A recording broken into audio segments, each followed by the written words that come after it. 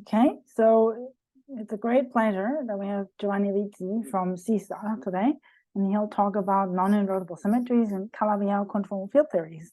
So please go ahead. Okay, thank you very much, and thank you to all the organizers for inviting me. Okay, today I will tell you about this recent paper that came out a few weeks ago, in collaboration with Clay Cordova, about non-invertible symmetries in Calabi-Yau conformal field theories. So of course, stop me any moment with questions or comments, whatever.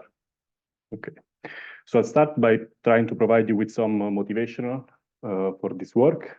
I probably don't need to explain to this audience that generalized symmetries are best understood in 2D theories for historical reasons and for reasons that I will try to tell you now, especially in two types of settings, in topological quantum field theories and rational conformal field theories, because both in those cases you have a lot of control on the theory, analytical control, and you can analyze in detail the spectrum of topological defect lines. So in this work, we focused on this sort of second setting, the case of rational conformal field theories. And again, I probably don't need to explain that these are conformal field theories with a finite number of primaries with respect to some chiral algebra A. Generically, this chiral algebra will contain the Virasoro algebra either as a subalgebra, for instance, in the case of superconformal algebras, which will be relevant for this talk, or more generally can be a subalgebra of the universal enveloping algebras, for instance, with WSW models. And so in a rational CFT, once you have sort of studied the representation theory for the chiral algebra, you can define a full-fledged CFT by gluing together, if you want, the holomorphic and antilomorphic side, choosing a modular invariant partition function. And a choice that's always available is the diagonal partition function, in which these chi are characters for the representation of the chiral algebra. And it's well known that they form a representation of SL to Z, the mapping class group of the torus, which is concretized in two matrices, an S matrix and a T matrix. So again, the modern view on symmetries, as you very well know, is that at least in two dimensions, zero-front symmetries correspond to topological defect lines. And in the case of rational conformal field theories, we can sort of bootstrap these topological defect lines by requiring an Hilbert space interpretation for their twisted sector. So you make an ansatz for the action of the symmetries on the various primaries of the theory, and then you constrain it, requiring this Hilbert space interpretation, which amounts to say that these Hilbert spaces come in representations of the chiral algebra with the integer multiplicities. And the result of this sort of analysis for the diagonal case is more or less well known. You find an amount of primaries that equals an amount of topological defect lines that equals the number of primaries. The action on these lines on primaries is encoded. Of course, the action by linking is encoded in the elements of the S matrix, and then you have all sorts of further categorical data. Here I'm depicting the fusion ring, which is captured by these integer coefficients and ijk, which are the fusion coefficients that can be derived from the Verlinde formula. On top of this, of course, you will have F symbols and the whole categorical structure. But my whole point here is that in this setting, in the rational CFT setting, the whole sort of fusion categorical structure is well under control. And so one line of further development would be to go beyond rationality and at least try to find some examples of interacting conformal field theories which admit this categorical structure, these categorical symmetries. And so this was what led us to this project. Okay, so we investigated this question in a very particular model. In particular, we considered sigma models in Calabi-Yau target manifolds. These are known to have n equal to 2,2 superconformal symmetry. And it's also known that they come in continuous families. Namely, they have a wealth of exactly marginal deformations, and that the continuous parameters correspond to the moduli of the Calabi-Yau target space, which generically can be identified with complex structure deformation or Kähler structure deformations. Also, a known fact about these theories is that in their conformal manifold, there is a very special point, which is called the Gepner point, where the sigma model specializes to a rational conformal field theory. And the chiral algebra for which this happens is a product of n equal to 2, 2 superconformal algebras. And in particular, the theory at this special point is constructed as an orbifold of a tensor product of n equal to 2 minimal models, which I will review very briefly. So to get a feeling of all this story goes, there is a very nice presentation to do Witten, and you can sort of provide a UV completion of the sigma model by considering, at least in the simplest example, instead of a U1 gauge theory with R+1 chiral superfields in n equal to 2 notation in 2 dimensions. These superfields are taken to interact with this superpotential, and you can immediately read off the gauge charges of the various superfields. In particular, P as charge H, which is given by the least common multiple of all the Ki plus 2. And instead, the chirals Xi have these charges omega I, which are, of course, integers. So classically, if you consider the action with this superpotential, you find that the theory admits 2 R symmetries, left-moving and right-moving R symmetries, but at quantum level, this is plagued by an RBJ anomaly. And we want to cancel this anomaly. So we basically put a constraint on the superpotential, which is what is written here. And I usually will call this condition the Calabi-Yau condition for reasons that I will mention briefly. Okay. So the theory also has a twisted superpotential.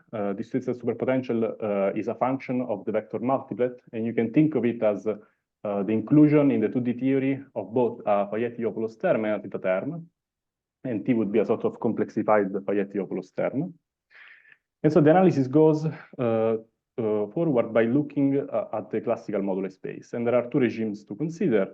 If you look at the very large Fayet-Diopoulos terms, you'll find that the infrared theory is a nonlinear sigma model with Calabi-Yau target. And the fact, and this Calabi-Yau basically comes from the zero locus of the superpotential, in particular from this part of the superpotential. And what you can prove is that you have to look at this equation as some equation in a generically weighted complex projective space, but the details are not that important. The important point is that only if this Calabi-Yau condition is met, the target is Calabi-Yau, namely it's Ricci flat. Otherwise, it won't be Ricci flat. So this is one regime of the theory, say for large Fayet-Diopoulos parameter. Instead, for negative Fayet-Diopoulos parameter, you find a Landau-Ginzburg theory. That is, the gauge groups is Higgs, and the chiral superfield P gets a mass, and you're only left with the R chiral superfield Xi interacting with the superpotential. The gauge group is not completely broken, as I've said before. P has charge H under the U1, and therefore there is a remaining ZH gauge symmetry in the IR, and the IR theory is given in this way. These MKI are the minimal models, which are labeled by 1 parameter Ki, the n equal to minimal models. And so you see that from this sort of analysis that there are 2 regions of the parameter space of the infrared theory, which are smoothly connected. This is a non-trivial statement which is discussed in the paper by Witten.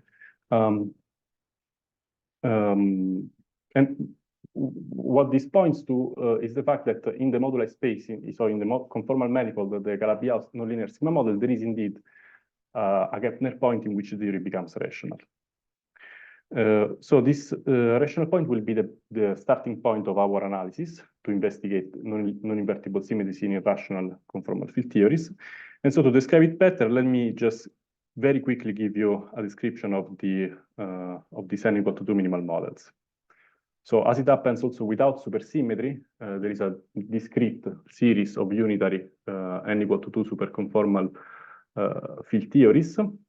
I'm going to be denoting them with this mk. K is a positive integer, and the central charge is given by this expression, 3k over k plus 2, which of course is very reminiscent of the SU2 level k central charge. And this is not a chance, because a convenient way to represent or to realize this minimal model is via this coset here. So SU2 level k times U1 level 2 divided by U1 level k plus 2. And this representation is also called in terms of half families, as I'll try to motivate in a second. So representation of this coset can be labeled in this way. So you have two integers, a and c, taking values in this set qk. So a goes from 0 to k, and c is an element of z to k plus 2. And since the n equal to 2 superconformal algebra contains a U1R symmetry, primaries will be labeled by two quantum numbers, the conformal weight and the U1R charge, which are given by these expressions in terms of A and C. So with this square bracket notation, I'm going to always be denoting the mod 2 operation, just to be brief. Okay. So there are two important facts which will be relevant later. In this notation, of course, since the n equal to 2 superconformal algebra contains fermion generators, you need to choose a spin structure. And so you will have operators in two sectors, the non-invertible sector or the remote sector, which depend on the mod 2 of A plus C, as written here. And another important fact is that there are BPS states, which are annihilated by some component of the fermionic generators. And the important ones will come into two flavors. You can either have chirals or antichirals. And the BPS condition, together with unitary bounds, relates their weights and U1R charges in this way, or more generally like this. And in the representation, in the notation that I'm using, for a single minimal model, a chiral state, a chiral operator will be those labels by AA. So C is equal to A for chirals and minus A for antichirals. So why are these called half families? These are called half families because you can think of them as representations of the bosonic subalgebra. Namely, you take the universal enveloping algebra of the n equal to 2 superconformal algebra. You only keep elements with an even number of fermionic generators, so that you have a definite eigenvalue of -1 to the f, and you take representations of this subalgebra. And to obtain a full superconformal primary, you have to take a direct sum of two different representations, which is what is being doing here. Okay. So why it is useful to use these half families? It's useful because in this basis, the modular properties of the theory are simpler to describe. So the S matrix takes this form, and you can recognize here the SU2 level K piece, and then the two U1s inside the S matrix. And also you have a diagonal T matrix. This wouldn't be the case if you were using a different basis for the representations. You would have a non-diagonal T matrix. Okay, so basically on the same thing I was saying before, for the diagonal modular invariant, you will find this type of Verlinde lines labeled by the same labeling set as the primaries, with the usual action on the physical primaries. Here I'm considering only Verlinde lines, if you want, that commute with the bosonic subalgebra. So these are not the most general topological defect line that you can have, but are those that commute with the bosonic subalgebra. And they follow these fusion rules. So you see that the non-invertible part of these fusion rules comes from the SU2 level K, part of the coset, if you want, which is what governs the fusion of the labels R and R prime. While the labels S and S prime, they fuse accordingly more or less to an abelian group, and it's due to the two U1s. Okay, so as it will be important for what comes later, let me highlight that if you look at these fusion rules, you can convince yourself that there are 4K plus 2 invertible lines, and that their group structure depends on whether K is even or odd. For K even, you have a Z2 times Z2K plus 2, generated by the two lines that I've written down here. For K odd, instead, you have directly a Z for K plus 2 symmetry. Importantly, however, for any K, independently of whether this is even or odd, there is a line L02 that generates a ZK plus 2 symmetry, and a line LK plus 2 that generates a Z2 symmetry. So this will be important for the construction of the Gepner model. So one way of constructing this particular conformal field theory is to start from what you can call the naive tensor product of the minimal models.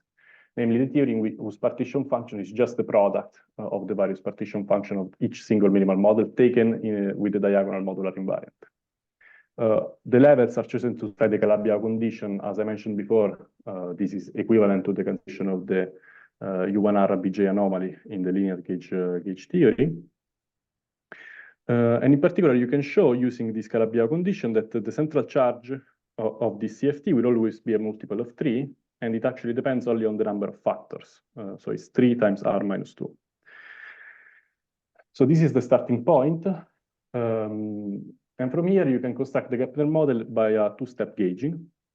So the first step is to impose the proper GSO projection. What I mean by this is that I want to consider my tensor product theory as a single supersymmetric theory, say, so that I have a single choice of spin structure.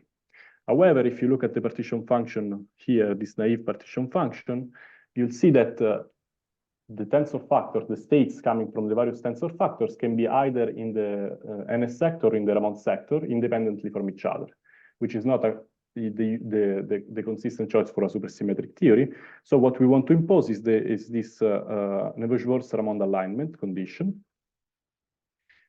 And you can do so by gauging a particular symmetry, this Z2 to the R minus 1 symmetry, which you can think as being generated by this line. So this LK, Ki plus 2 are the generators of the Z2 that I mentioned before. You have R minus 1 of those. And by taking products, you can write a generic element in this way.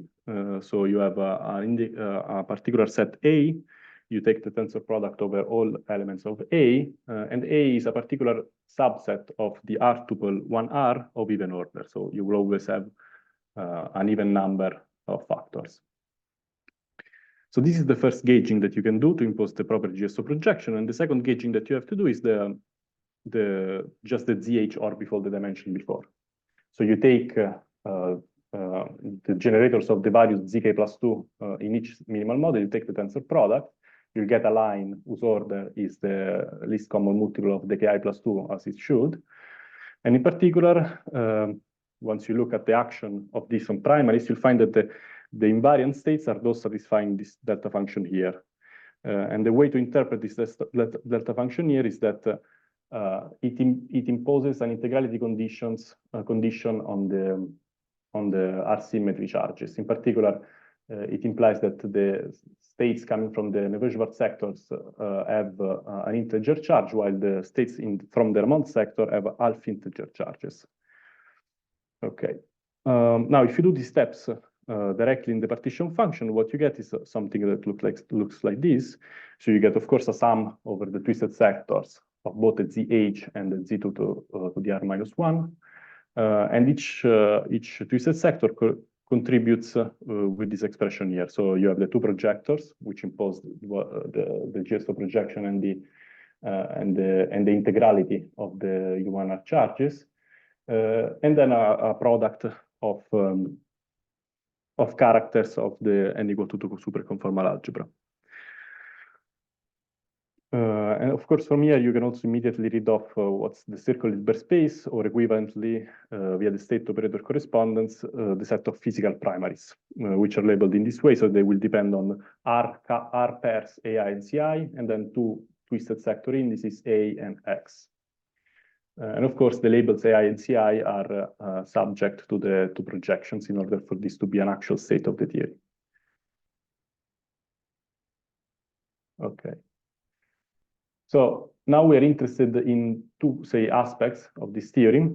The first one is the presence of exactly marginal deformation, and the second one is the presence of symmetry. So I think there is a question. Yeah, are you including the non-compact directions that are being used in string theory, or are you doing only the nonlinear sigma model? I'm just looking at the nonlinear sigma model. There are no... the reason I ask is that when you do it in string theory and you include the non-compact directions, the projection you do on the 6 dimensions and the projection you do on the remaining 4 dimensions should be correlated. Yes. So for local considerations, that might not matter much. But this is on equal footing as the discussion of the gauging you just did. So I wonder whether it would affect anything. Yeah, I mean, if I was to include the non-compact directions, I would have to correlate both this ZH and this GSO projection. In this case, however, you can also as well just consider the nonlinear sigma model, and this is the prescription to get the Gepner point for just the nonlinear sigma model. But this nonlinear sigma model that you have here is not the one that locally it's the same as the one that appears in the string application, but not global. Yeah, I agree. Globally is not the same. Yes. But then you could ask the same thing about all the gauging that you did. Mm-hmm. You could have also done without it, or maybe not. This is a question. No, I don't think you could have done it without it, because I mean, I think that you can, well, the ZH orbifold is motivated also from the linear gauge theory construction of the Gepner point. And the GSO projection is just asking that you have one choice of spin structure for the whole theory and not R choices of spin structure. But this is a different GSO projection than the one that is usually done in string theory. Yes, but just because that one is correlated with the uncompact part.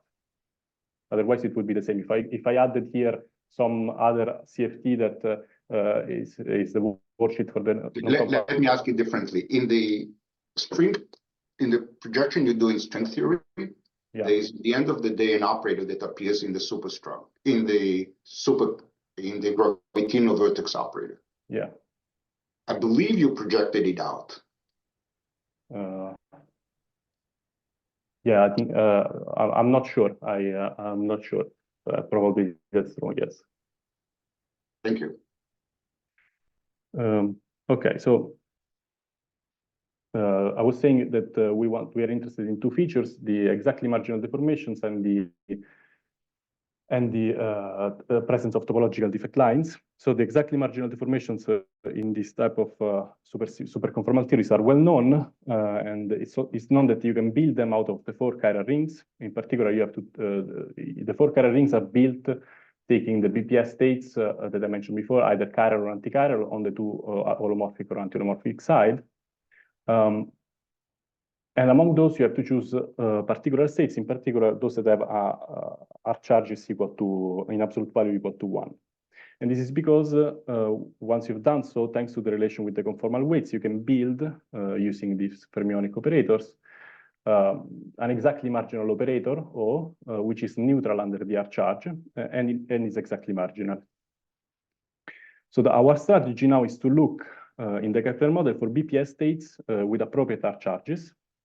And let me give you an example that's always present. For instance, if you take the untwisted sector, you'll find a chiral states, which is what is written here. So you take the 1 state in every 8 tensor factor, and this automatically satisfies the condition of having an integral R charge because of the Calabi-Yau condition here.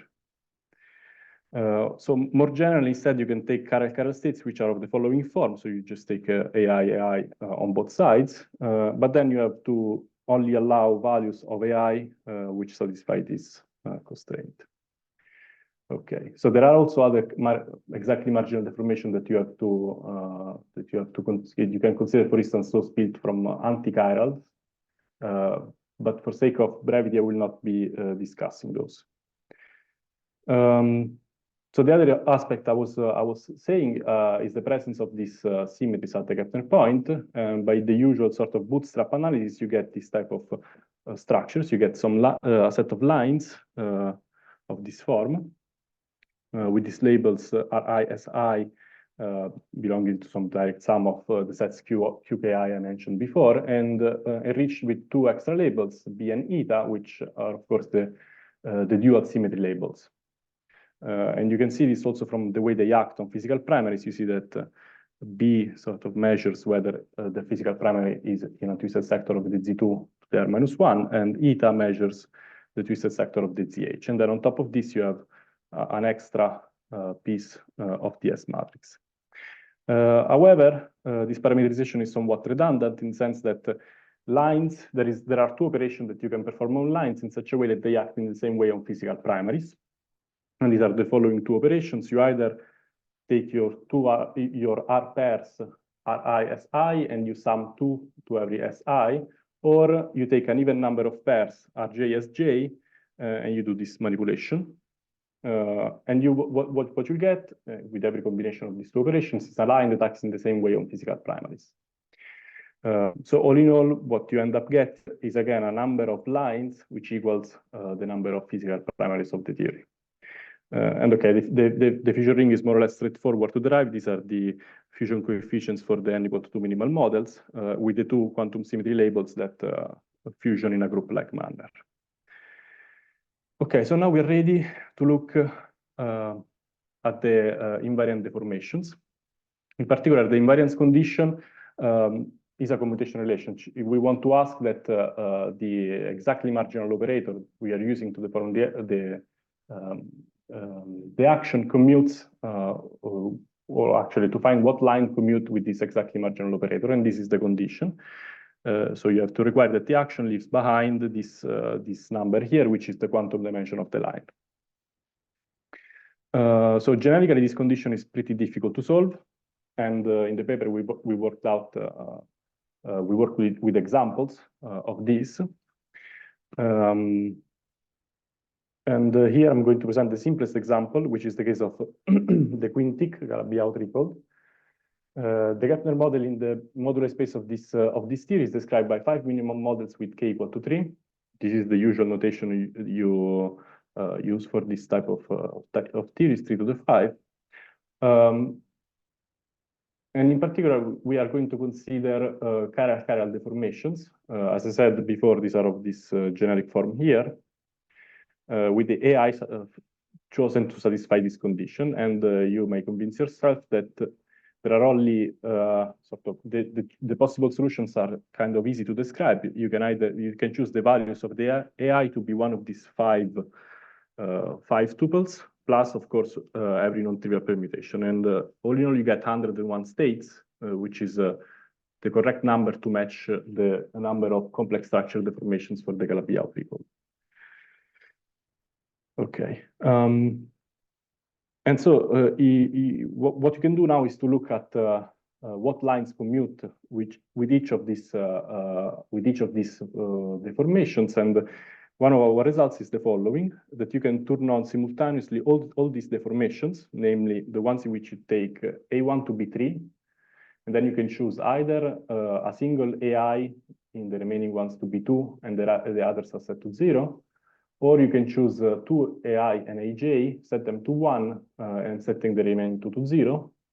You can turn all of those simultaneously for a total of 10 exactly marginal deformations, and all of those commute with this particular line W. I'm not using the notation I used before because it's a bit cumbersome, but the important point is that this line fuses with this fusion rule that is written here. So there is a Fibonacci category on this Fibonacci category symmetry on this submanifold of the moduli space. Of course, this can be generalized, for instance, as an immediate generalization is that you can consider instead of choosing A1 equal to 3, you can choose every other AI equal to 3 and then repeat the same game, and you'll find different submanifolds of the modular space with different Fibonacci category symmetries. Different in the sense that once you compare them at the Gepner point, this will be given by different lines. Okay. So now that we more or less achieved one of the answered one of our questions in undertaking this project, namely the presence of these non-invertible symmetries in irrational conformal field theories, we can ask what are they good for, and in particular, what we can say using selection rules. And for the case of non-invertible symmetries, a convenient way to express selection rules is to use the associated 3D topological quantum field theory, the symmetry CFT.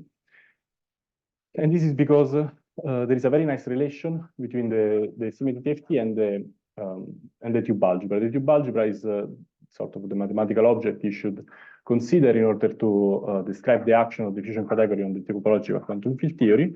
And you can think the elements of the tube algebra as corresponding to these lasso actions.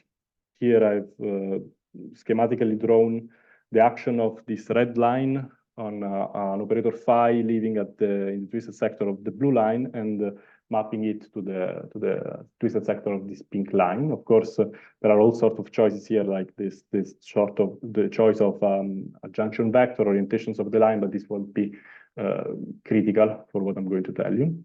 There are two facts that I want to tell you about this tube algebra. The first one is that the Hilbert space of the theory, which the total Hilbert space, namely those that includes also the twisted sector, is in a representation of the tube algebra.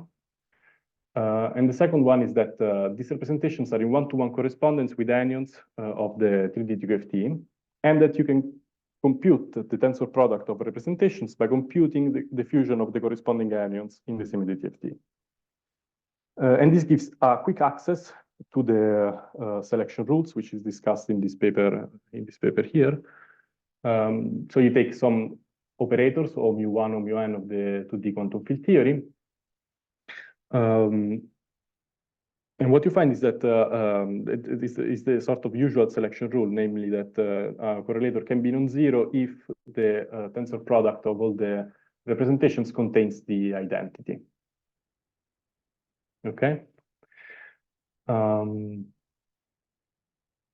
So the representation of a 2D operator then is determined by the sandwich picture.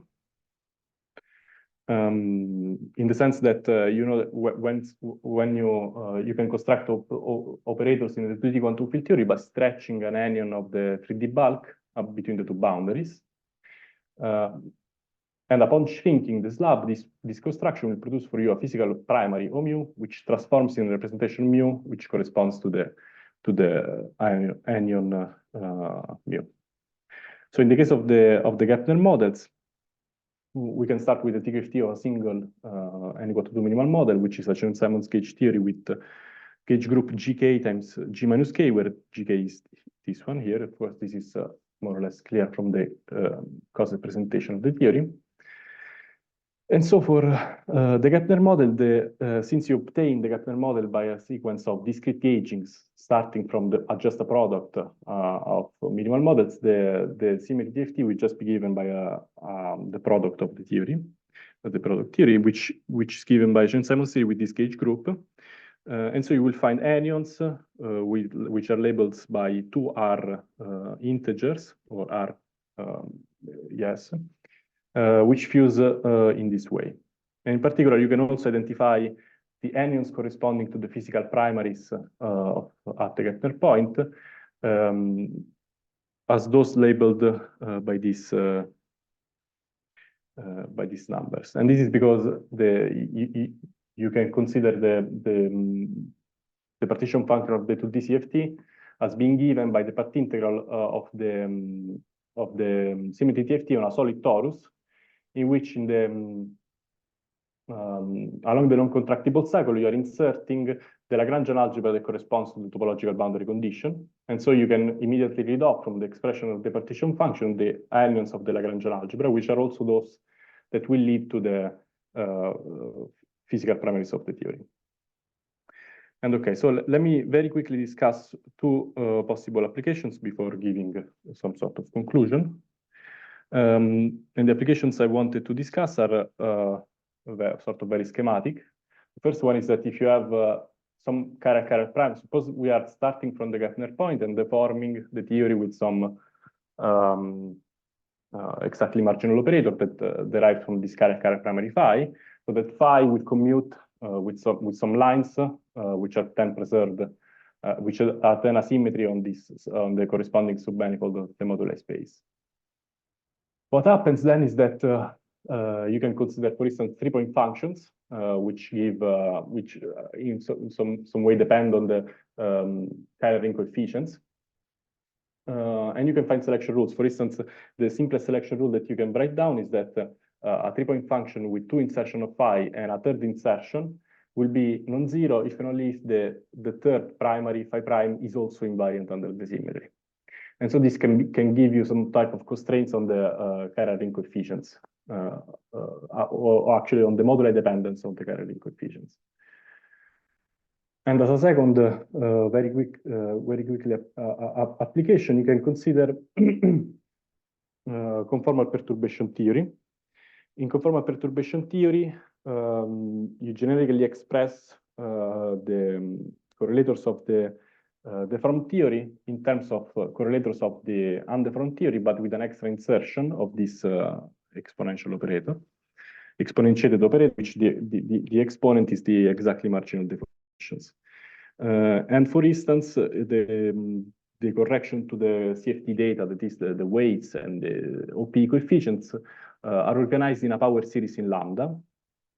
So, for instance, for the weight of some operators gets correction to all orders in lambda generically, and the n term is determined by this type of correlators in the undeformed theory, integrated correlators with n insertions.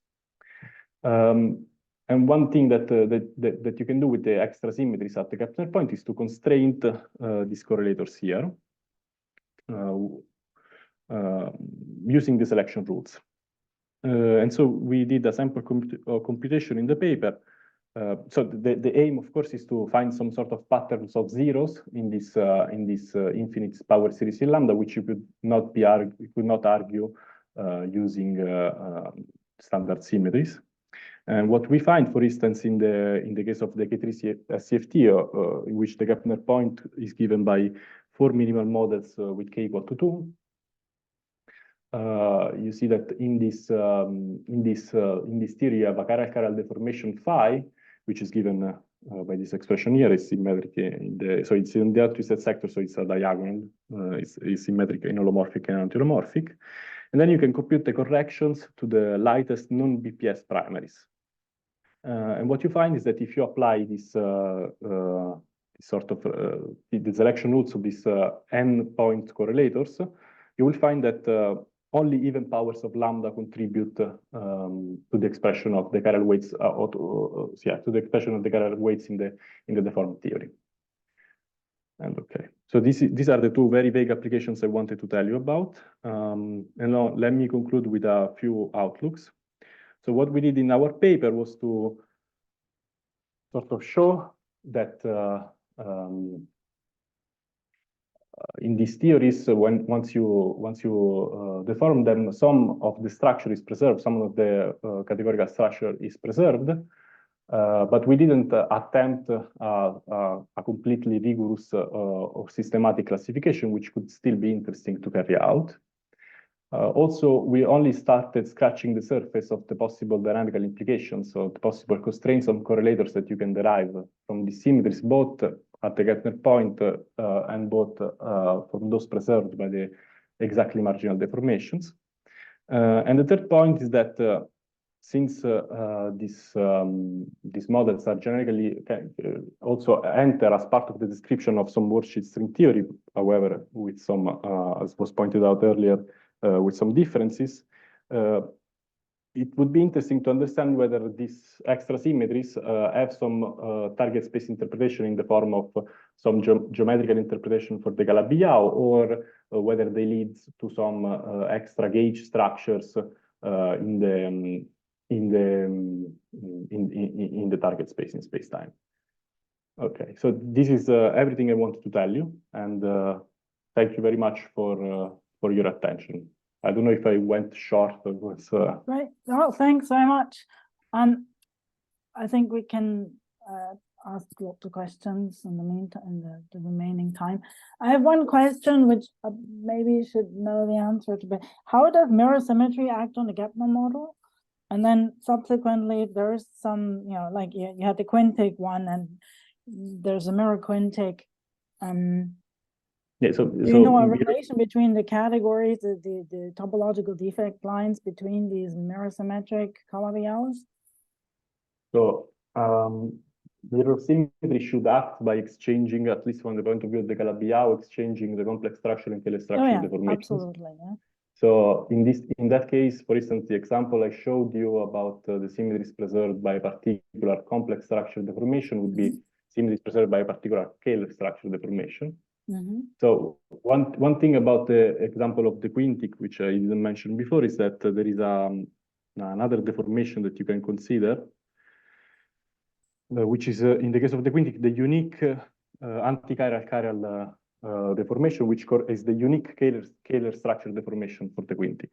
Mhm. And this is what would give you the large, if you push it, if you take very large values for the associated parameter, would give you the large volume limit for the Calabi-Yau, which is a sort of where you can study perturbatively but unfortunately, from our analysis, this deformation does not preserve any of the symmetries that you have at the Kepler point, at least those that we considered. So yeah, I was asking a slightly, Sakura? yes, hi, Jack.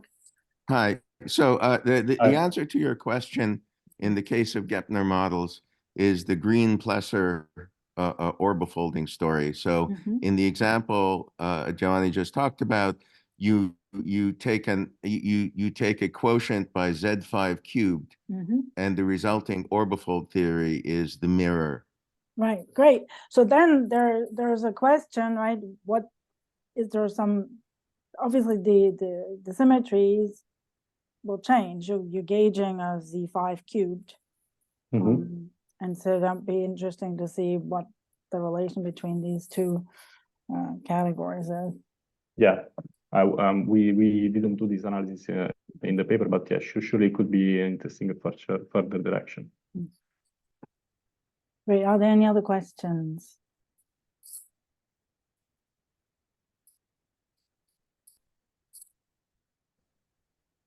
I have a question. Yep. Hi. So, hi Giovanni, nice talk. In your setup, you're working with spin theories. So in principle, your symmetry should be described best by some super fusion category rather by some just fusion category. Do you, maybe I miss it, but how do you know that, for example, you don't have some simple lines which endomorphism are CL1 rather than C? And actually, we are considering theories. Yeah, you're right that I start from a superformal algebra in which there is a choice of spin structure, but then I'm choosing the modular invariant partition function. So I eliminated the dependence on the spin structure, both in the partition function and in the theory. Okay, and this guarantees you that you just have yeah, I wouldn't say it's a spin theory after I as if I bosonized the theory. Okay, thank you.